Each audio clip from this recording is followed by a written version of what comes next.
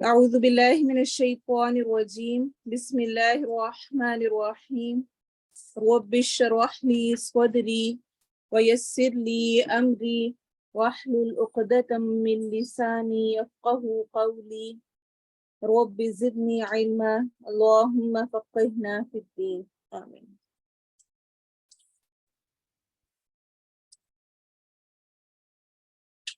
آج ہم جس موقع کی مناسبت سے اکٹھے ہوئے ہیں اس اعتبار سے دو چیزیں ہیں جن پر ہم بات کریں گے۔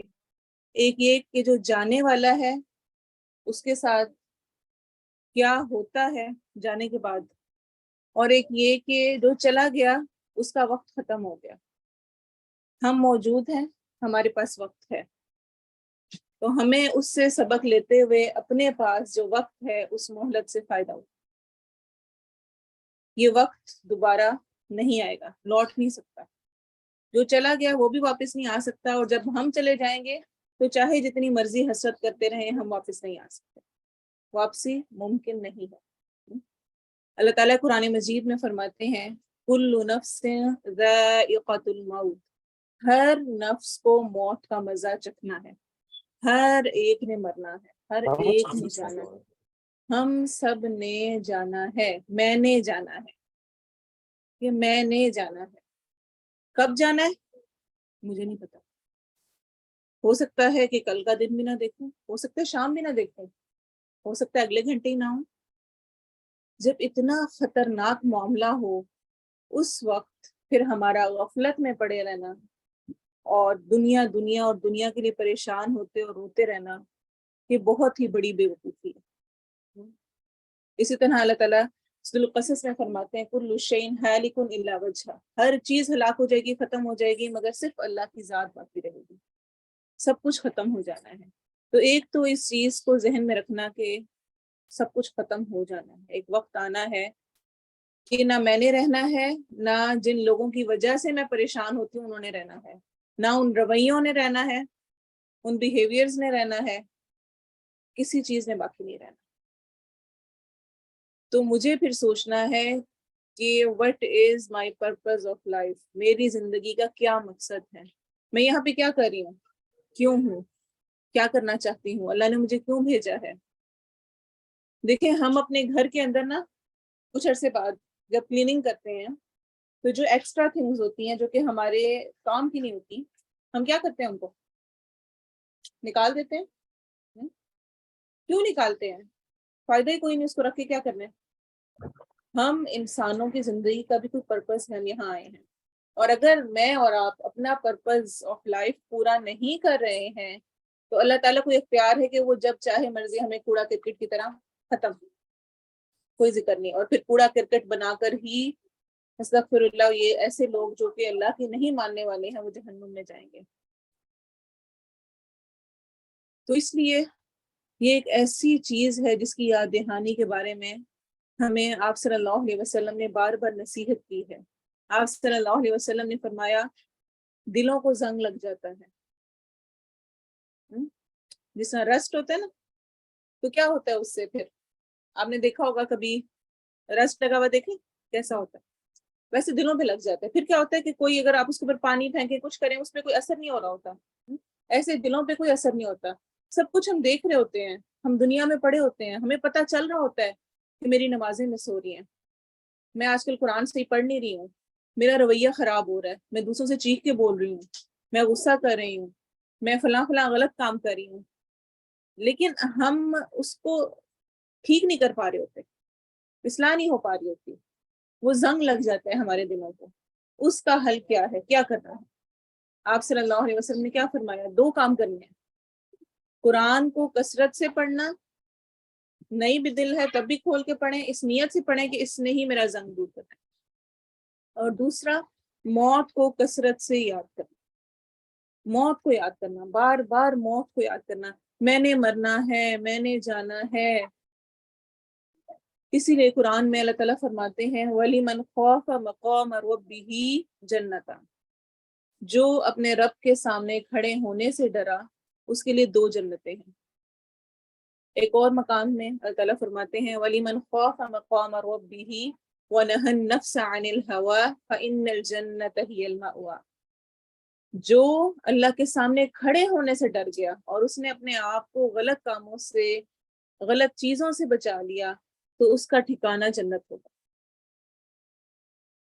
تو کیا کبھی میں نے سوچا ہے، یہ تھنکنگ آئی ہے کبھی آنکھیں بند کر کے رات کو لیٹ کر، کہ میں اللہ کے سامنے کھڑی نہیں ہوں اور اللہ تعالیٰ سے سوال کریں گے، جو کچھ میں پورا یہ سب کچھ کر رہی ہوں مجھ سے ایک ایک چیز کا سوال ہونا ہے.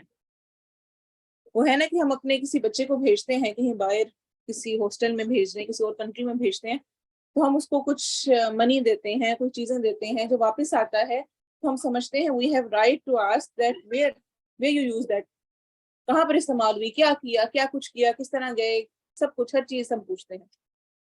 تو رب تعالیٰ نے ہمیں دنیا میں بھیجا ہے، جب ہم واپس جائیں گے تو ہم سے سوال ہونا ہے کہ میں نے تمہیں جسم دیا، صحت دی، میں نے تمہیں مال دیا، میں نے تمہیں اولاد دی، میں نے تمہیں صلاحیتیں دی، وہ سب کہاں پر لگائیں، کس کام میں لگائیں. پھر ساتھ اپنی وقت بھی جان لیں کہ اتنے بڑے یونیورس کی اتنی گلیکسیز میں گلیکسی ہماری، اور اس کے اندر سن کے گرد 8 پلانٹس، اور ان 8 پلانٹس میں سے ایک پلانٹ جس میں انسان بستے ہیں، اور اس ایک جو پلانٹ ہے اس میں سے کتنے پرسنٹ، 60-70% واٹر ہے، اس میں سے اتنا تھوڑا سا ایریا ہے جس میں زمین خشک ہے حصہ، اس میں بھی پھر 7 کانٹیننٹ ہے. ان 7 کانٹیننٹ میں سے ایک کانٹیننٹ کی، ایک کنٹری کے، ایک سٹی کے، ایک اسٹریٹ کے، ایک گھر میں جس میں بھی اور لوگ موجود ہیں، میں ایک. کیا اللہ کو میری ضرورت ہے؟ اتنے بڑے یونیورس میں مجھے ضرورت ہے، مجھے ضرورت ہے. تو اگر میں اللہ کو مانتی ہوں تو میں کس کا بھلا کر رہی ہوں، کس کا فائدہ کر رہی ہوں؟ صرف اور صرف اپنا، صرف اور صرف اپنے لیے فائدہ حاصل کر رہی ہوں. جس طرح قرآن میں ایک جگہ پہ آتا ہے، من عامل صالحا فلنفسہ، جو نیک کام کرتا ہے وہ اپنے لیے کرتا ہے، ومن اساء فعلیہا، اور جو برا کرتا ہے وہ بھی وہ اپنے لیے کرتا ہے. ثم الی ربکم ترجعون، پھر تم سب کو اللہ کی طرف لوٹنا ہے، اسی کی طرف تمہیں لوٹنا ہے، اپنے رب کی طرف، جو عمل جیسے کیا، جس طرح سے کیا. اسی طرح اللہ تعالیٰ فرماتے ہیں، سورۃ الجمعہ میں آتا ہے، قل ان الموت الذی تفرون منہ فإنه ملاقیکم ثم تردون الی عالم الغیب والشہادۃ فینبئکم بما کنتم تعملون. کہہ دیجئے بے شک وہ موت، الذی تفرون منہ، سبحان اللہ، اللہ ہماری سائیکی کو اتنی اچھی طرح جانتا ہے. قرآن میں اتنے اچھے انداز میں ایک ایک بات کو بیان کیا گیا ہے. وہ موت جس سے تم بھاگتے ہو، فَإِنَّهُ مُلَاقِيكُمْ، وہ تمہیں آ کے ملنے والی ہے. فَإِنَّهُ مُلَاقِيكُمْ، ان قریب وہ تم سے ملاقات کرے گی. ثُمَّ تُرَدُّونَ إِلَىٰ عَالِمِ الْغَيْبِ وَالشَّهَادَةِ، پھر تم جو غیب کا، جو شہادہ کا سارا علم رکھتا ہے اس کے پاس جانے والے ہیں. فَيُنَبِّئُكُمْ بِمَا كُنتُمْ تَعْمَلُونَ، پھر وہ تمہیں ایک بات بتا دے گا کہ کیا کچھ تم عمل کر کے آئے ہو. ہماری ایک ایک چیز ریکارڈ ہو رہی ہے. کبھی کسی فنکشن میں گئے ہوئے ہوں، پارٹی پہ گئے ہوئے ہوں، وہاں پہ مووی بن رہی ہو، کانشیس ہوتے ہیں کپڑے کیسے، کھاتے ہوئے، ہر چیز کہ مووی میں نظر آئے گا. اور اگر ہمیں کسی کے ہم دیکھیں مووی بعد میں اور کوئی تیز تیز کھا رہا ہو، کچھ ایسی حرکتیں کر رہا ہو، یا کوئی کسی کا مذاق اڑا رہا ہے، یا کوئی غصہ کر رہا ہے، کچھ بھی اس طرح کا، تو وہ ہم اس پہ کتنا ہنستے ہیں کہ دیکھو یہ کیا. اور قیامت کا دن کیسا ہوگا کہ انسان کہے گا یا اللہ میں نے تو یہ نہیں کیا. تو شاید آج سے جو پہلے کی دنیا تھی نا، وہ شاید یہ نہ سمجھ پاتی. آج تو ہم جس دور میں رہتے ہیں، کیمرہ اور سب کچھ، اور کیا کیا کچھ ایجاد ہو چکا ہے، ہم یہ اچھی طرح جانتے ہیں کہ سب کچھ کھول کے کس طرح سے پوری ویڈیو چل سکتی ہے. تو کل جب انسان انکار کرے گا بھی تو اس کے اپنے اعضاء بولیں گے، اللہ تعالیٰ زبان کو بند کر دیں گے، یہ ہاتھ بولیں گے اس نے مجھ سے یہ کیا، آنکھیں بولیں گی اس نے مجھ سے فلاں فلاں گناہ کی چیزیں دیکھی، کان بولیں گے مجھ سے یہ سب کچھ کیا. زبان کو خاموش کرا دیا جائے گا اور اس کو پوری ویڈیو دکھا دی جائے گی. یہ کچھ تھا جب اتنے زیادہ سخت نگرانی میں ہے، ہر وقت کی میری ویڈیو بن رہی ہے، ہر وقت کی ایک چیز تیار ہو رہی ہے، تو پھر میرا غفلت میں ہونے کا سبب کیا ہے؟ ہمارے قریبی لوگوں کا جانا ہمارے لیے بہت بڑی یاد ہے، بہت بڑی یاد دہانی۔ اس کی جگہ میں بھی ہو سکتی تھی۔ ہم میں سے ہر ایک میں جانا ہے، ہم میں سے ہر ایک کی واپسی ہے۔ بار بار میں اس لیے کہہ رہی ہوں کہ جانے والا چلا جاتا ہے۔ ہمیں اکثر کیا فکر ہوتی ہے، اگر ہم موت کو یاد بھی کرتے ہیں نا تو کہتے ہیں میرے بچوں کا کیا بنے گا میں چلی گئی تو۔ بیمار ہوتے ہیں نا تو ہم کیا بات کرتے ہیں، میرے بچوں کا کیا بنے گا، گھر کیسے چلے گا، فلاں کیسے چیز ہوگی۔ یہ نہیں سوچتے کہ میرا کیا بنے گا اس کے بعد جا کے۔ یہ دنیا کسی کے پیچھے کبھی بھی نہیں رکتی۔ وہ گھر جن کے پیچھے، وہ اولاد اور وہ سب کچھ جس کے پیچھے ہم اللہ کو ناراض کرتے ہیں نا، وہ سب کچھ بھی ہمارے بغیر بہت اچھا چل جانا ہے۔ ہر کسی کا بغیر چلا ہے۔ یہاں سے پیغمبر، انبیاء، نیک سے نیک انسان بھی چلے گئے اور بد سے بد بھی چلے گئے۔ فرعون کے بارے میں کیا آتا ہے، نہ اس پر آسمان رویا نہ زمین روئی، کوئی کسی کو فرق نہیں پڑا، جو اپنے آپ کو بڑا رب اور بڑی چیز سمجھتا ہوتا۔ تو پھر میں نے اور آپ نے کوشش کرنی ہے حسن خاتمہ کی، انجام اچھا ہو، اس کی تیاری کرنی ہے۔ اچھا انجام اچھا کیسے ہوگا؟ بیٹھے بٹھائے ہو جائے گا؟ روز نہ میں نماز پڑھتی ہوں، نہ میں قرآن پڑھتی ہوں، نہ میں اذکار کرتی ہوں پورا دن، ایک کے بعد ایک نیا ڈرامہ کون سا شروع ہوا، نئی مووی کون سی آئی ہے، اب کون سی ویڈیوز چل رہی ہیں، اور جب فون کرنے ہیں ملانے ہیں تو خوب دل کھول کے غیبت کرنی ہے، فلاں نے ایسے بولا، فلاں ایسے آئی تھی، اس نے مجھے سلام نہیں کیا، اس نے مجھے پوچھا نہیں، فلاں بات ہوئی، فلاں ہوئی، فلاں فلاں فلاں فلاں، پوری کہانی صرف لوگ ڈسکس ہو رہے ہیں، صرف وہ باتیں ہو رہی ہیں۔ تو کیا مرتے ہوئے لا الہ الا اللہ آ جائے گا؟ کوئی میجک ہوگا؟ نہیں، جیسی میری زندگی گزر رہی ہے ویسے ہی میرا اختتام ہونا ہے نا۔ انہی دنوں میں سے جو آج کل گزر رہے ہیں، ایسا ہی کوئی دن ہوگا نا جو میری موت کا دن ہوگا۔ تو میری کیا تیاری ہے اچھے خاتمے کے لیے؟ حدیث کہتی ہے کہ جس طرح تم مرو گے ویسے ہی تم اٹھائے جاؤ گے۔ جس کیفیت میں انسان جائے گا، جو کچھ ہم کر رہے ہیں اسی میں موت آنی ہے، اور اسی میں پھر ہم نے اٹھائے بھی جانا ہے۔ اور آپ یہ جانتے ہوں گے کہ جب شدید بیماری کی حالت ہوتی ہے، کیفیت ہوتی ہے، انسان اپنے کانشیس میں نہیں ہوتا ہے، تو اس کو نہیں پتہ چل رہا ہوتا، تو جو چیزیں اس نے اپنی عام زندگی میں نارملی کی ہوتی ہیں نا، وہ ان کو بار بار ریپیٹ کر رہا ہوتا ہے۔ جن کو اپنی نمازوں کی فکر ہوتی ہے نا، وہ اس وقت انہیں ہوش نہیں ہوتا، تو ان کو ہوتا ہے کہ بس نماز پڑھنی ہے، نماز پڑھنی ہے، وضو کراؤ، نماز پڑھنی ہے۔ اور جو نہیں، تو ان کی زبان پہ اس وقت بھی بے ہوشی والی حالت میں بھی گالیاں اور گانے اور یہ سب کچھ نکل رہا ہوتا ہے۔ تو لا الہ الا اللہ محمد رسول اللہ کی توفیق ہر کسی کو نہیں ملتی، جو اس کے مطابق اپنی زندگی گزارے گا اس کو ملے گی۔ ہم سب کے لیے کوئی بھی جانے والا ہوتا ہے تو ایک یاد دہانی ہوتی ہے کہ میں کیا کر رہی ہوں، میری بھی باری آ جانی ہے۔ اسی طرح سے کسی کا چلے جانا، خاص طور پہ اپنے کسی قریبی کا جانا، یہ ایک بہت بڑا غم ہوتا ہے، اور اس پر صبر کرنے کا بے پناہ اجر ہے۔ آپ صلی اللہ علیہ وسلم نے فرمایا صبر پہلی چوٹ پر ہوتا ہے، بعد میں تو آ ہی جاتی ہے۔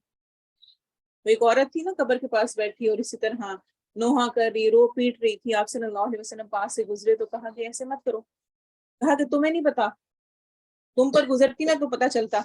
ہم ایسی باتیں کرتے ہیں نا، تمہیں نہیں پتا میرا غم کتنا بڑا ہے، کیا ہو گیا، کس طرح ہو گیا۔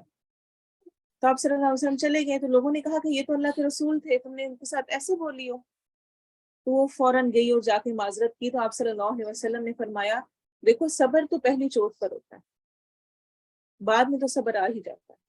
وہ صبر بہت مشکل ہوتا ہے، اس وقت صبر کی کوشش کرنا، مانگنا، یہ خاص طور پر بہت اہم ہے۔ جس طرح کہ حدیث میں آتا ہے، آپ صلی اللہ علیہ وسلم نے فرمایا جو شخص صبر کرنے کی کوشش کرے گا اللہ تعالیٰ اس کو صبر بخشیں گے، اور صبر سے زیادہ بہتر اور بہت سی بھلائیوں کو سمیٹنے والی بخشش اور کوئی نہیں ہے۔ صحیح بخاری اور مسلم کی حدیث ہے۔ تو صبر آ نہیں رہا ہوتا ہے، لیکن دعا کریں، کوشش کریں تو اللہ ہی دینے والا ہے۔ انسان کے اپنے اختیار میں حقیقتاً کچھ نہیں ہوتا ہے۔ ایسے موقع پر کوشش ضرور کرنی چاہیے۔ پھر جو ہمیں سنت بتاتی ہے کہ نماز سے مدد لو، صبر اور نماز۔ تو صبر کرنے میں نماز بہت زیادہ اہم رول پلے کرتی ہے۔ کوئی پریشانی ہو، کوئی غم ہو، اس میں ہمیں کیا کرنا چاہیے؟ صبر کرنا ہے، اور صبر کرنے کے لیے کیا کرنا ہے؟ نماز پڑھنا۔ ٹھیک ہے، نماز پڑھیں گے تو انشاءاللہ صبر بھی آئے گا۔ پھر اسی طرح سے نوحہ نہیں کرنا، منہ سے ایسے الفاظ نہیں نکلنے چاہیے جو کہ اللہ کو ناراض کریں۔ آپ صلی اللہ علیہ وسلم نے فرمایا جس نے منہ پیٹا، گریبان چاک کیا، منہ پیٹا، اس طرح کر کے جو بھی اشارے کیے کچھ بھی، یا جاہلیت کی باتیں کی کہ میرے ساتھ ہی ہونا تھا، نعوذ باللہ لوگ ایسی ایسی باتیں کرتے ہیں، میں پوچھ لوں گی، میں اللہ سے پوچھوں گی، میں ایک رہ گئی تھی، میرے ساتھ یہ ہونا تھا، اور اس طرح کی جو جو باتیں کی جاتی ہیں، آپ صلی اللہ علیہ وسلم نے فرمایا جو ایسا کرے گا وہ ہم میں سے نہیں ہے، وہ مسلمان ہی نہیں رہا۔ تو ایسے موقع پر صبر کرنا چاہیے۔ انسان کی آنکھ سے آنسو نکلے یہ نارمل ہے، تکلیف نارمل ہے، ہو سکتا ہے، لیکن نوحہ کرنا، شور مچانا، ایسا نہیں ہونا چاہیے۔ پھر حسن خاتمہ، جو جب کوئی فوت ہوتا ہے تو خاص طور پہ کچھ نشانیاں ہیں۔ ایک تو کلمہ طیبہ کا زبان پہ جاری ہونا، یہ حسن خاتمہ، اچھے خاتمے کی نشانی ہے۔ اور جب بھی آپ کو لگے کسی کے بھی پاس ہے جس کی آپ کو لگ رہا ہے کہ موت قریب ہے، تو کیا کرنا چاہیے؟ اس کو کلمے کی تلقین کرنے کی بجائے خود اس کے پاس لا الہ الا اللہ پڑھنا شروع کر دینا چاہیے۔ اس کے سامنے لا الہ الا اللہ پڑھتے رہیں، اللہ کی طرف سے توفیق ہوگی تو انشاءاللہ وہ ضرور اس کو ادا کرے گا، لیکن زبردستی کہنا کہ پڑھو پڑھو کرو، اس طرح نہیں کرنا چاہیے، ٹھیک ہے؟ تو ایک اچھا خاتمہ ہے۔ دوسرا، پیشانی پر پسینہ آنا، یہ بھی اچھے خاتمے کی علامت ہوتی ہے۔ ایسے ہی جمعے کی رات یا جمعے کے دن وفات ہونا، مسند احمد کی حدیث میں آتا ہے کہ یہ بھی انسان کو قبر کے فتنے سے محفوظ کرتا ہے۔ ایسے ہی جو شخص فوت ہوا ہے اس کے حق میں لوگوں کی گواہی کہ وہ اچھا تھا، نیک تھا، اس کی بھلائی خیر کا ذکر کرنا، وہ بھی اس کے لیے جنت کو واجب کرتے ہیں۔ اللہ تعالیٰ کہتے ہیں جو تم نے کہا میں نے اس کو مانا اور اس کے بدلے اس کو عطا کیا۔ تو اس لیے جو مرنے والا ہے اس کا خاص طور سے ذکر کرنا چاہیے، اچھے الفاظ کا ذکر کرنا چاہیے۔ ہم ابھی پوچھیں گے بھی تسلیم سے کچھ تھوڑا سا اپنی مدر کے بارے میں بتائیں۔ یہ اس کا حق ہوتا ہے کہ اس کی جو اچھی باتیں ان کا ذکر کیا جائے، اور خاص طور پہ جب کوئی فوت ہوتا ہے نا تو کیا بات ہوتی ہے، کوئی بھی فوت ہوتا ہے تو کیا ذکر کیا جاتا ہے؟ وہ جو تھی نا وہ بڑا دوسروں کا خیال رکھتی تھی، وہ نماز کی بڑی پابند تھی، وہ قرآن بہت پڑھا کرتی تھی، وہ فلاں فلاں چیز کیا کرتی تھی، یہی باتیں کرتے ہیں نا۔ اپنے آپ کو چیک کیا کریں، میں یہ کرتی ہوں، میرے مرنے کے بعد کوئی یہ ذکر کرے گا؟ اس وقت کوئی یہ نہیں کہتا وہ بڑے اچھے کپڑے پہنتی تھی، اس کا گھر بڑا اونچا تھا، اس کو میک اپ بڑا اچھا کرنا آتا تھا، اس کے سٹائل یہ فلاں بہت اچھے تھے۔ ہم دنیا میں نہیں ذکر کرتے تو یہ چیزیں تو قیمت رکھتی ہی نہیں ہیں۔ اللہ تعالیٰ کے بارے میں جو آپ صلی اللہ علیہ وسلم نے بتا دیا، ان اللہ لا ينظر الى صورکم ولا اموالکم، اللہ تعالیٰ نہ تمہاری صورتوں کو دیکھتا ہے نہ تمہارے مال کو دیکھتا ہے۔ اللہ کو ہماری صورت سے کیا لینا دینا، اسی نے تو بنا کے بھیجی ہے۔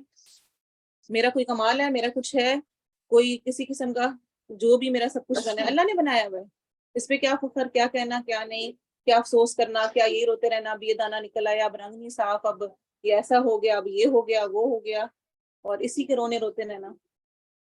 نہ مال دیکھتا ہے، مال بھی اللہ کی دین ہے، لیکن ینظر الی قلوبکم واعمالکم، لیکن اللہ تعالیٰ کیا دیکھتا ہے؟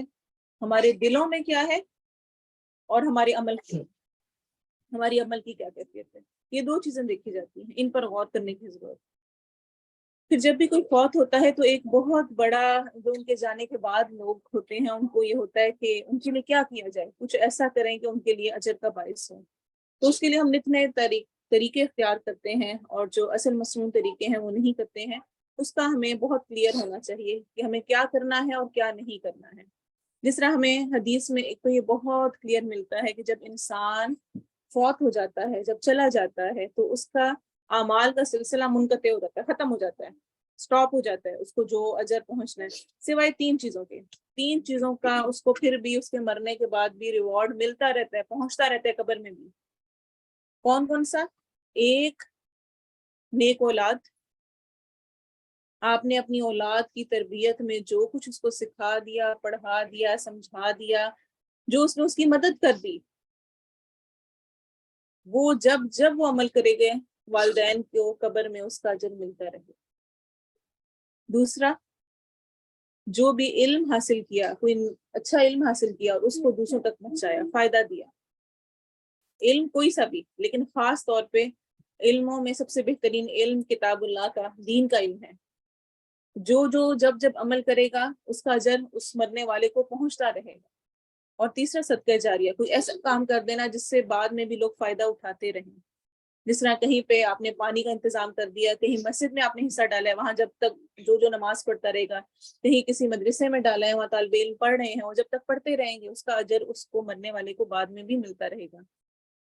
جس طرح کسی طرح ایک حدیث میں آتا ہے، آپ صلی اللہ علیہ وسلم نے فرمایا مومن کو وفات کے بعد جو نیک عمل پہنچتے ہیں ان میں یہ بھی ہے جس علم کی تعلیم دی، جو آپ کو آتا تھا وہ آگے پہنچایا اور اسے پھیلایا، نیک اولاد جو پیچھے چھوڑی، قرآن کا نسخہ جو کسی کو وراثت میں ملا یعنی آگے ٹرانسفر ہوا، مسجد جو اس نے تعمیر کی، جو اس میں حصہ ڈال دیا، وہ مرنے کے بعد بھی ریوارڈ ہے، مسافر خانہ جو اس نے قائم کیا، یعنی رفاع عامہ کا کوئی بھی ایسا کام جس سے کہ اس کے مرنے کے بعد بھی لوگ فائدہ اٹھا رہے ہیں، نہر جو اس نے جاری کی یعنی پانی کا انتظام کہیں کیا، یا صدقہ جو اس نے اپنی زندگی میں صحت کی حالت میں نکالا، یعنی بیمار ہو کے اب کہیں کہ اب تو میں نے چلے جانا ہے تو چلو اب نکال دو، صحت کی حالت میں نکالا، ان سب کا ثواب اس کی موت کے بعد بھی اسے ملتا رہتا ہے، ابن ماجہ کی روایت، صحت کی حالت میں نکالا۔ پھر مختلف ہمیں احادیث ملتی ہیں، ایک عورت آئی آپ صلی اللہ علیہ وسلم کے پاس اور اس نے کہا کہ میں اپنی ماں کی یا باپ کی طرف سے صدقہ کرنا چاہتی ہوں، ایک مرد آیا، اس نے آ کر کہا کہ اگر میں صدقہ کروں تو کیا اس کا اجر میرے والد کو یا والدہ کو ملے گا؟ تو آپ صلی اللہ علیہ وسلم نے فرمایا ہاں، تو اس نے کہا کہ میں پھر اپنا فلاں باغ اللہ کی راہ میں دیتا ہوں، یعنی اس کا جو بھی استعمال ہوگا اس کا اجر انشاءاللہ جائے گا، تو اس طرح کر کے صدقہ کیا جا سکتا ہے، اس میں حرج نہیں ہے۔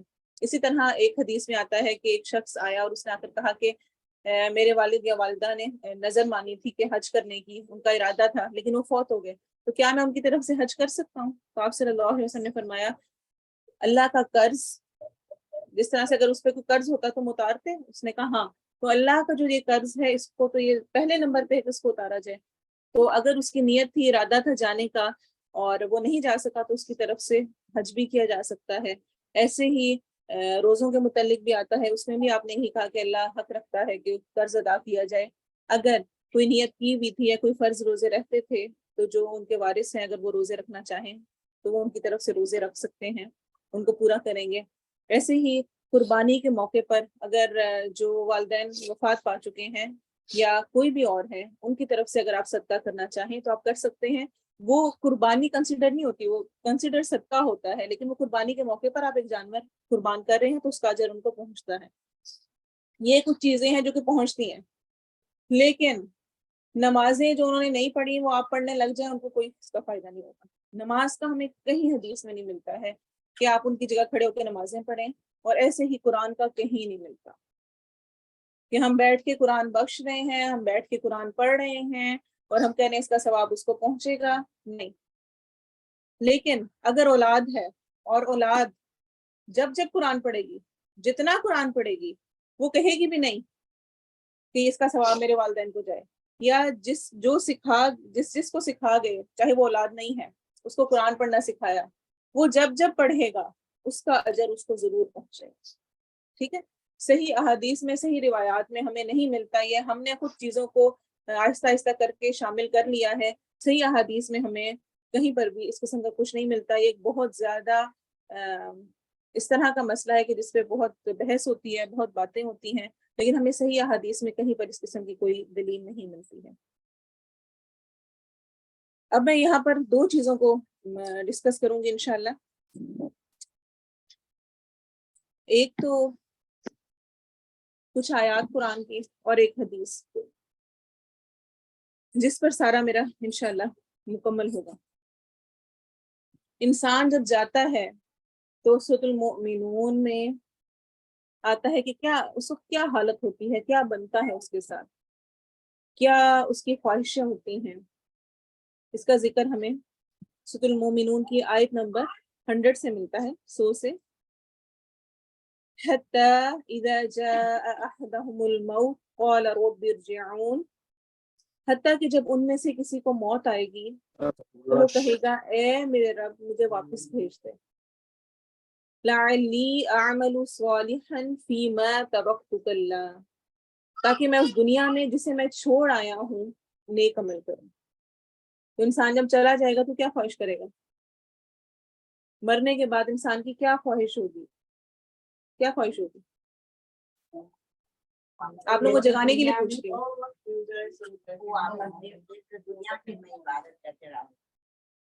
کیا کیا اس کی کوئی خواہش ہوگی کہ ابھی گھر بنانا تھا، گھر پورا ہو جاتا، رہ لیتا، کچھ فلاں جاب کر لیتا، فلاں سیر کرنے جانا تھا وہ سیر ہی کر رہا تھا، بڑی محنت کوشش کر کے فلاں فلاں وہ مال حاصل کیا تھا تو میں نے وہ چیزیں لینی تھی وہ لے لیتا۔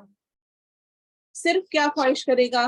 لعلی اعمل صالحا، کہ میں جاؤں اور میں جا کے وہاں پہ نیک کام کر رہا ہوں، اب جا کے میں دنیا میں نیک کام کر رہا ہوں، نیک بن جاؤں۔ کلا، ہرگز نہیں، اللہ کہتے ہیں نیور، وہ آئے گا دوبارہ وہی ہو جائے گا۔ ہمارے سامنے روز عبرت کی نشانیاں ہیں، کیا کہ کچھ نہیں ہو رہا ہوتا اور ہم آنکھیں بند کر کے دوبارہ ویسے ہی۔ انہا کلمۃ ہوا قائلھا، ہرگز نہیں، بے شک ایک بات ہے جو وہ کہنے والا ہے۔ ومن ورائہم برزخ الی یوم یبعثون، اور ان کے آگے پردہ ہے اس دن تک جب وہ دوبارہ اٹھائے جائیں گے۔ برزخ میں چلے گئے، جب کوئی فوت ہوتا ہے تو اس وقت سے لے کے قیامت تک کا جو پیریڈ ہے وہ برزخ کہلاتا ہے، اس میں وہ ہوتا ہے۔ تو کیا کچھ ہوتا ہے فوراً مرنے کے بعد، کس طرح ہوتا ہے اس کی انشاءاللہ ہمیں کبھی حدیث دیکھیں گے۔ فَإِذَا نُفِخَ فِي الصُّورِ فَلَا أَنْسَابَ بَيْنَهُمْ يَوْمَئِذٍ وَلَا يَتَسَاءَلُونَ، پھر جب سور میں پھونکا جائے گا تو اس دن نہ ان میں رشتہ داریاں رہیں گی اور نہ وہ باہم سوال کریں گے۔ سوچیں رشتہ داریوں کی وجہ سے میں کون کون سے گناہ کرتی ہوں، صرف اپنے ان رشتہ داریوں کو بچانے کے لیے، اپنی اولاد کی خوشیوں کے لیے، اپنے شوہر کو خوش کرنے کے لیے۔ یاد رکھیں اللہ کی جو اطاعت ہے وہ پہلے نمبر پہ ہے، مخلوق کی اطاعت اس طرح کی جائے کہ خالق کی نافرمانی ہو، مقابلے قبول نہیں کسی بھی طور پہ۔ فَمَنْ ثَقُلَتْ مَوَازِينُهُ فَأُولَئِكَ هُمُ الْمُفْلِحُونَ، پھر جس کے پلڑے بھاری ہو گئے، جس کے زیادہ نیکیاں ہو گئی، کیا ہوگا؟ فَأُولَئِكَ هُمُ الْمُفْلِحُونَ، تو وہی فلاح پانے والے ہیں۔ وَمَنْ خَفَّتْ مَوَازِينُهُ، اور جس کے پلڑے ہلکے ہو گئے، جس کی نیکیاں کم ہو گئی، فَأُولَئِكَ الَّذِينَ خَسِرُوا أَنفُسَهُمْ فِي جَهَنَّمَ خَالِدُونَ، تو وہی ہیں جنہوں نے اپنے آپ کو خسارے میں ڈالا، وہ ہمیشہ ہمیشہ جہنم میں رہیں گے۔ تَلْفَحُ وُجُوهَهُمُ النَّارُ وَهُمْ فِيهَا كَالِحُونَ، آگ ان کے چہرے جلا ڈالے گی اور وہ اس میں بد شکل ہوں گے۔ کہا جائے گا أَلَمْ تَكُنْ آيَاتِي تُتْلَى عَلَيْكُمْ فَكُنْتُمْ بِهَا تُكَذِّبُونَ، کیا تم پر میری آیات تلاوت نہیں کی جاتی تھی؟ جس طرح ابھی ہم پڑھ رہے ہیں، کیا تم پر میری آیات تلاوت نہیں کی جاتی تھی، نہیں سنائی جاتی تھی، تم تک کوئی پیغام نہیں پہنچا تھا، پھر تم نے ان کو جھٹلا دیا۔ وہ کہیں گے قالوا ربنا غلبت علینا شقوتنا، وہ کہیں گے ہمارے رب ہماری بدبختی ہم پر غالب آ گئی، وَكُنَّا قَوْمًا ضَالِينَ، اور ہم گمراہ ہو گئے۔ رَبَّنَا أَخْرِجْنَا مِنْهَا فَإِنْ عُدْنَا فَإِنَّا ظَالِمُونَ، اے ہمارے رب ہم یہاں سے نکال، پھر اگر ہم دوبارہ وہی کریں تو بلا شبہ ہم ظالم ہوں گے۔ قَالَ اخْسَئُوا فِيهَا وَلَا تُكَلِّمُونَ، اللہ تعالیٰ فرمائے گا اسی میں پڑے رہو اور مجھ سے کلام نہ کرو۔ انہ کان فریق من عبادی، بے شک میرے بندوں میں سے ایک گروہ تھا، یقولون جو کہتے تھے ربنا آمنا فاغفر لنا، اے ہمارے رب ہم ایمان لائے تو ہمیں بخش دے، ورحمنا اور ہم پر رحم کر، وانت خیر الراحمین اور تو ہی سب سے بہتر رحم کرنے والا ہے۔ یہ آیات میں اس لیے پڑھی ہوں، آگے اس کو پورا سنیں۔ فاتخذتموہم سخریا، پھر تم نے ان سے مذاق کیا، ان کا مذاق بنا لیا۔ حتی انسوکم ذکری، یہاں تک کہ انہوں نے تمہیں میرا ذکر ہی بھلا دیا۔ وکنتم منہم تضحکون، اور تم ان پر ہنسا کرتے تھے۔ ہماری سب سے بڑی ایک پریشانی یہ بھی ہے کہ ہم نیکی نہیں کرتے اور جو نیکی کر رہا ہو اس کا بھی مذاق اڑاتے ہیں۔ تم بڑی نیک بن گئی ہو، پتہ ہے ہمیں تم کیسی تھی پہلے، کیا کچھ کیا کرتی تھی, تم بھی ایسے یہی سب کچھ کرتی ہوتی تھی, اب ہمیں نصیحت کرنے آ گئی ہے, ہمیں بتانے آ گئی ہے. تو اللہ تعالیٰ کیا کہہ رہے ہیں کہ اس وقت اسپیشلی اس چیز کا ذکر ہے کہ میرے کچھ لوگ نیک تھے اور تم ان کا مذاق اڑایا کرتے تھے, اور تم اس میں اتنا آگے بڑھے کہ تم مجھے یاد کرنا بھول گئے, بس ان کی مخالفت میں لگ گئے. اور ہوتا کیا ہے, جو اکٹھی فرینڈز ہوتی ہیں, اکٹھے رشتہ دار ہوتے ہیں, نیبرز ہوتے ہیں, جو آپس میں ہوتے ہیں نا, ان میں سے کوئی ایک دین کی طرف جاتی ہے نا, تو دوسری کو خطرہ پڑ جاتا ہے کہ میرے ساتھ چھلنے لگا ہے, مجھ سے آگے بڑھ جائے گی, وہ اس کو بڑا ضرور کھینچتی ہے. المرء علی دین خلیلہ ہی ہے کہ انسان اپنے دوست کے دین پر ہوتا ہے, جیسا وہ ہوتا ہے نا ویسے ہی وہ ہونے لگتا ہے. تو اس کو وہ ڈر لگ جاتا ہے کہ کہیں یہ نا ایسا نہ ہو جائے. تو پھر وہ ویسے بھی آزمائش انسان کی اپنے قریبی سے ہی آتی ہے, دور والے سے نہیں آتی. وہی آپ کو بول بول کے کہتے ہیں کہ نہیں ایسے نہیں ایسے, اور اب دیکھو تم اتنا نہ کرو, میں تمہاری بڑی خیر خواہ ہوں, ٹھیک ہے تم نے کرنا ہے لیکن اب اتنا بھی نہیں نا, آج کے دور میں بہت مشکل ہے, اس طرح نہیں کرو, اتنے مجنون نہ بن جاؤ, اتنے دیوانے نہ ہو, ٹھیک ہے تم نمازیں پڑھتی ہو نا, قرآن بھی پڑھتی ہو, وہ فلاں کورس کر رہی ہو, کافی ہے, اب اتنا اور آگے بڑھنے کی نہیں ضرورت نا. ہم لمٹس لگاتے ہیں اور باتیں کرتے ہیں اور پھر مذاق بھی بناتے ہیں. کسی نے کور کیا ہوا ہو تو شادی پہ ہمیں وہ عجوبہ لگ رہا ہوتا ہے, کیونکہ ہمارے نزدیک تو شادی تب تک ہوتی نہیں جب تک ہم سب کچھ اتار نہ لیں, اپنا سب کچھ ظاہر نہ کریں, گانے بجانے نہ کریں, بہت سارا کچھ ہے نا, بہت آگے تک جا چکے ہیں. شاید وہ ایک بہت لمبی کہانی ہے, لیکن جو قرآن کہتے ہیں نا سورۃ القیامہ میں, ہمیشہ مجھے وہ یاد آتا ہے, بل الانسان علی نفسہ بصیرہ ولو القی معاذیرہ, کہ انسان اپنے آپ کو خود بہتر جانتا ہے, چاہے وہ جتنی مرضی معذرتیں پیش کر لیں, جتنے مرضی بہانے تراش لیں, لیکن جانتا خود ہوتا ہے اندر سے. جو کہہ رہا ہے نا کہ دراصل مجھ سے یہ نہیں ہو رہا, کیوں نہیں ہو رہا اس کو وہ خود جانتا ہے. جو کچھ وہ بول رہا ہے بعد میں ہم کہتے ہیں نہیں نہیں میرا یہ مطلب نہیں تھا, سناتے ہیں بات اور بعد میں کہتے ہیں نہیں نہیں وہ دراصل وہ تو میں نے ویسے ہی کہا تھا, just joking, just for fun, ایسے کہہ کر ہم دوسرے کا سب کچھ عزت اچھالتے ہیں اور مذاق اڑاتے ہیں. تو اللہ تعالیٰ اس کا اسپیشل ذکر کر رہے ہیں. ان کے ایک عذاب کی وجہ یہ بھی ہوگی کہ انہوں نے جو نیک لوگ تھے ان کا مذاق اڑایا تھا.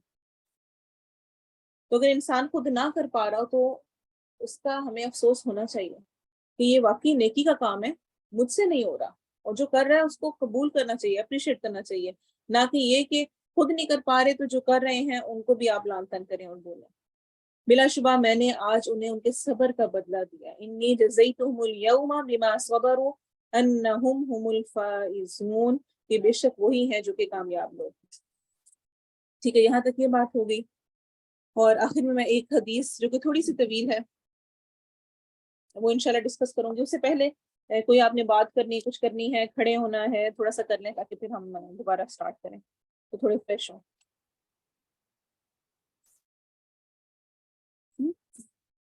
کچھ آپ ایڈ کرنا چاہیں, کوئی بات کرنا چاہیں؟ ہاں جی.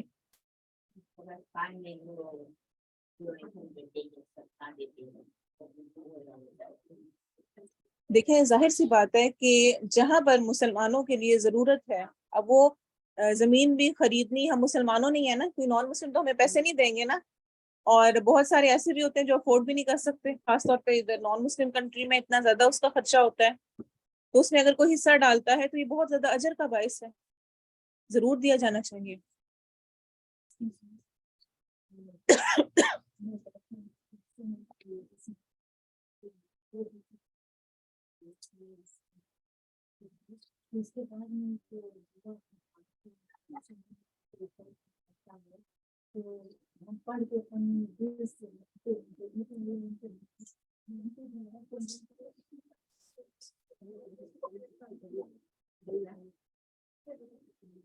تو دعا سب سے بہترین ہے.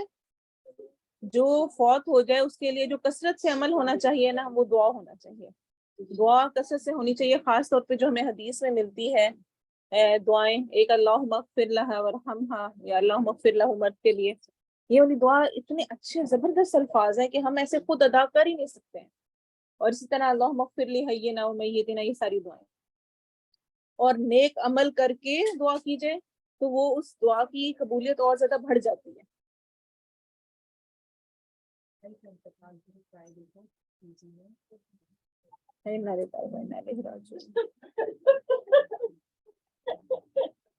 اللہ تعالیٰ صبر دے.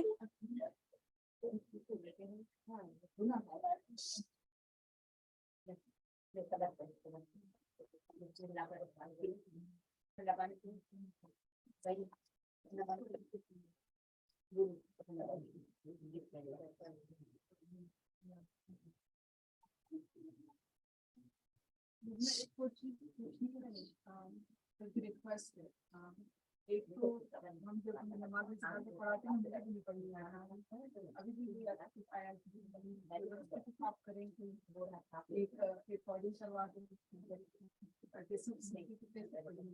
ہاں جو دیکھیں اب جس طرح کوئی جاتا ہے نا تو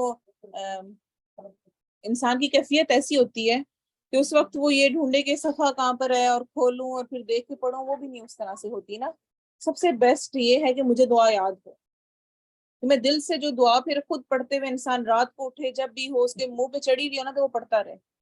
تو جو نماز جنازہ ہے وہی میت کی بخشش کی دعا بھی وہی ہے. 2-3 دعائیں ہیں، 3-4 دعائیں تو زیادہ ہیں، لیکن خاص طور پہ جو 2-3 دعائیں ہیں وہ ہمیں یاد ہونی چاہیے. کوئی مشکل نہیں ہے. اللہ نے یہ جو دین اسلام بھیجا نا یہ فطرت ہے، نیچرل ہے. یہ کوئی ایسا مشقت والا نہیں ہے کہ ہمیں کچھ ایکسٹرا ایفرٹس کرنی پڑیں گی. ہم آرام سے یاد کر سکتے ہیں. تو ہم میں سے ہر ایک کو وہ دعا ضرور یاد ہونی چاہیے. نماز جنازہ تو پڑھنا کچھ مشکل نہیں. ایک تو یہ کہ وہ جو فوت ہوا ہے اس کا حق ہے، مرد اور عورت دونوں کے لیے پڑھنا ہے. ہم یہ کہیں کہ نہیں عورتوں نے نہیں پڑھنی، ایسا ہرگز نہیں ہے. آپ اجر سے خود کو محروم کر رہے ہیں. اتنا زیادہ اجر ہے نماز جنازہ پڑھنے کا. آپ حرم جائیں تو وہاں پر بھی آپ دیکھتے ہیں ہر نماز کے ساتھ جنازہ ہو رہا ہوتا ہے. لیکن بدقسمتی سے ہمارے جو دیسی کمیونٹی ہے اس میں سے اکثر لوگ کہتے ہیں عورتوں نے پڑھنا ہی نہیں ہے، تو ہم دھیان ہی نہیں دیتے، ہم پڑھتے ہی نہیں ہیں. کتنی ہم ہر نماز کے ساتھ نماز جنازہ کتنے ہو جاتے ہیں ان کا اجر کما سکتے ہیں، لیکن ہم نہیں کماتے ہیں.